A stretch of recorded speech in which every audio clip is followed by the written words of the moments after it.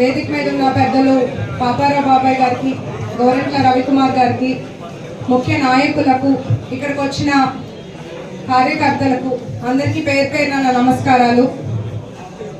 ఈరోజు మన తెలుగువారి గౌరవ ప్రతీక, తెలుగువారి ఆరాధ్య నాయకులు ఎన్టీఆర్ గారి 101వ జన్మదిన వేడుకల్లో పాల్గొనటం, ఆ అదృష్టం దక్కినందుకు చాలా గర్వంగా ఉంది. అన్న నందమూరి తారక రామారావు గారు సమాజమే దేవాలయం, ప్రజలే దేవుళ్ళు అన్న నినాదంతో 1982లో పార్టీని స్థాపించారు. తెలుగుదేశం పార్టీ స్థాపించిన 6 నెలలకే అధికారం చేపట్టి పేద ప్రజల కనీస అవసరాలు తీర్చే లక్ష్యంతో ప్రజలకు పార్టీని అప్పగించిన మహానాయకుడు నందమూరి తారక రామారావు గారు. ఇప్పుడు మన నాయకుడు చంద్రబాబు నాయుడు గారు ఆయన ఆశయాలను కొనసాగిస్తూ పార్టీని ముందుకు తీసుకెళ్తున్నారు. రాష్ట్ర భవిష్యత్తు కోసం, రాష్ట్ర అభివృద్ధి కోసం, అమరావతి కోసం ఎంతో కృషి చేస్తున్నారు. నందమూరి తారక రామారావు గారి మంత్రివర్గంలో మా తాతగారు గొట్టిపాటి హనుమంతరావు గారు పనిచేయడం నాకు చాలా గర్వంగా ఉంది.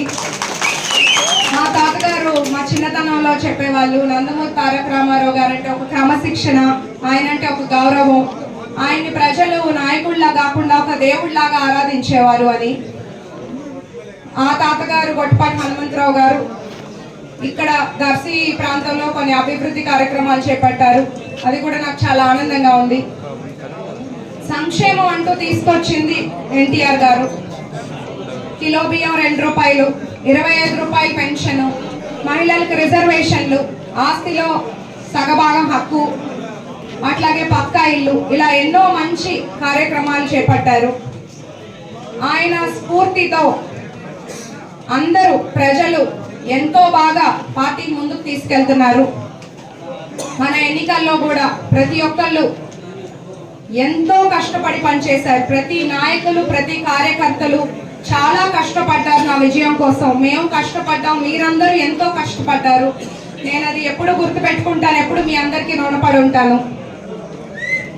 ఆయన ఆశయాలతో అందరం మనం పార్టీ అభివృద్ధికి పాటుపడదాము. ఈ ఎన్నికల్లో మనం గెలుస్తున్నాము. జూన్ 4వ తారీఖు చంద్రబాబు నాయుడు గారి నాయకత్వంలో దర్శిని అభివృద్ధి ప్రాంతంగా తీసుకెళ్లే బాధ్యత తీసుకుంటాను. గొట్టిపాటి వారసురాలిగా మీ ఇంటి అమ్మాయిగా మాటిస్తున్నాను.